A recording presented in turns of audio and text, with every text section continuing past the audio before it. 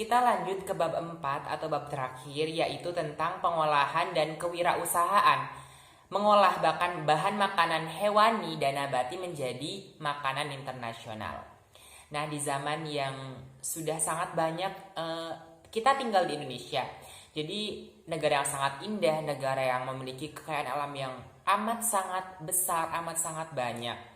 Nah, tentunya dengan itu semua banyak turis yang yang kepo dengan negara kita. Jadi sebagai warga negara kita juga harus memanfaatkan peluang itu dengan sebaik-baiknya, yaitu bisa dengan memanfaatkan bahan-bahan alam yang tersedia di sekitar kita dengan mengolahnya menjadi bahan makanan internasional.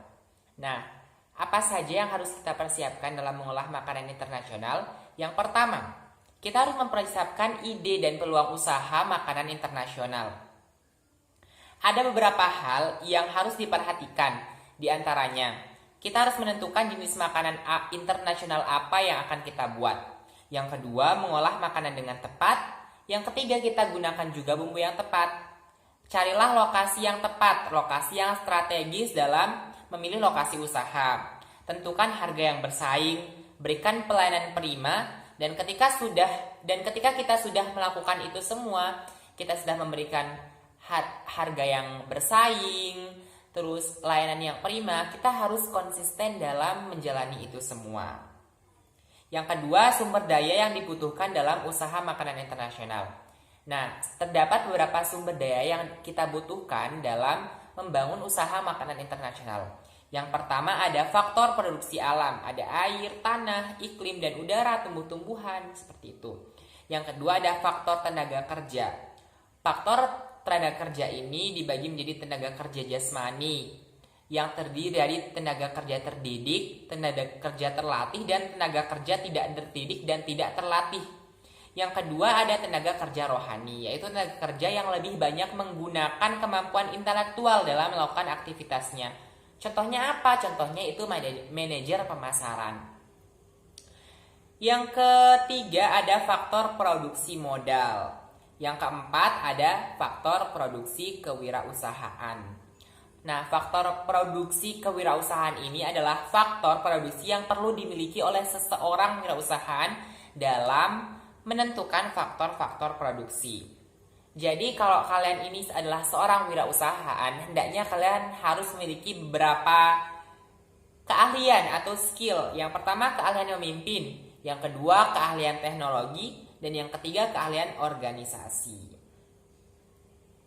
Nah, yang ketiga ada perencanaan pemasaran usaha makanan internasional. Perencanaan pemasaran usaha makanan internasional. Langkah awal kita sebelum memulai sebuah usaha makanan internasional adalah menentukan segmentasi pasar. Seorang wirausahawan makanan internasional harus pandai-pandai menciptakan inovasi menu makanan dan minuman yang sesuai dengan segmen konsumen yang akan dibidik. Jadi bila kita kurang jeli nih dengan minat pasar yang ada, bisa dipastikan produk kuliner yang kita buat itu atau yang kita jajakan tidak akan berhasil diterima konsumen. Nah, dua faktor utama yang bisa dimanfaatkan untuk menentukan segmentasi pasar dalam merencanakan pemasaran makanan internasional yaitu ada dua, yaitu lokasi usaha dan harga jual. Jadi kalau lokasi usahanya strategis, tentunya juga pengunjung itu bakal tahu nih kita letak di mana dan dengan mudah menemukan usaha yang kita buat. Dan tentunya harga jual, karena harga jual ini juga cukup mempengaruhi. Kalau kita jualnya murah dan berkualitas, ya siapa sih yang gak tertarik dengan usaha makanan internasional? Di slide selanjutnya ada pengertian dan karakteristik makanan internasional. Makanan internasional dibagi menjadi dua masakan, yaitu masakan kontinental dan masakan oriental.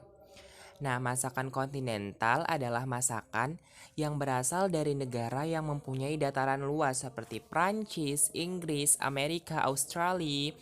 Pokoknya kebanyakan negara-negara di Eropa gitu.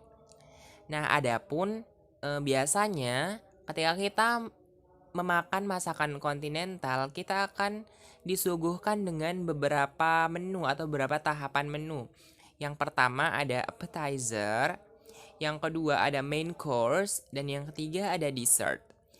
Di appetizer ini atau biasa disebut makanan pembuka, kalau bahasa Perancisnya itu kan starter gitu kan, namanya memulai.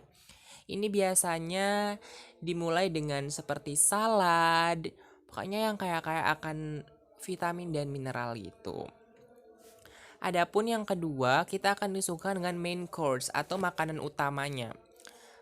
Kalau makanan utamanya ini biasanya berat-berat kayak nasi, kentang, daging, ikan, pokoknya yang sumber protein, karbohidrat, dan vitamin.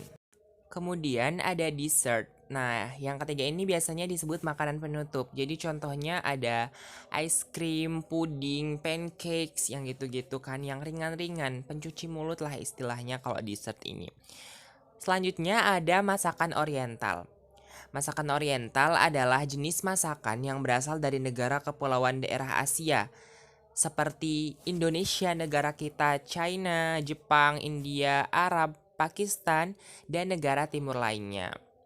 Contoh dari makanan oriental ini biasanya menggunakan jenis bumbu yang kuat seperti kecap asin, lada, gitu-gitu. Nah, contohnya kayak dari Jepang, ada sashimi dari Jepang. Kalau India ada chapati, kalau di Indo ada apa? Di Indo amat banyak ya, rendang itu adalah masakan Indo yang terkenal ke seluruh penjuru dunia. Teknik pengolahan makanan internasional. Ada beberapa teknik pengolahan dalam kita memasak makanan internasional. Yang pertama ada merebus atau boiling, yang kedua ada mengukus, yang ketiga ada mengetim, yang keempat ada menggoreng, yang kelima ada mencah, ini disebut juga stir gitu. Ada selanjutnya ada menyetup, menyemur, menumis, memanggang, membakar, dan lain-lain. Kemudian ini sudah saya kasih gambar yang saya ambil di buku prakarya kelas 11 semester 2 tentang bagaimana membuat laporan usaha makanan internasional. Di sana bisa dilihat susunannya bagaimana agar laporan yang kita sajikan sesuai dengan struktur yang ada. Dimulai dari cover, kata pengantar, daftar isi, daftar tabel, daftar gambar, daftar lampiran. Kemudian kita mulai bab 1 pendahuluan, ada latar belakang, tujuan kegiatan, kegunaan kegiatan, kajian teori. Di bab 2 ada isi utama laporan, rencana kegiatan, proses pelaksanaan kegiatan, laporan keuangan. Di bab 3 ada kesimpulan dan saran. Dan yang pastinya di paling terakhir harus ada daftar pustaka atau daftar sumber-sumber dari buku, majalah, koran itu harus dilampirkan supaya tidak menyalahgunakan hak cipta seperti itu. Di akhir slide ada kata-kata yang cukup mengesankan bagi saya, yaitu want big impact, use big image. Terima kasih. Wassalamualaikum warahmatullahi wabarakatuh.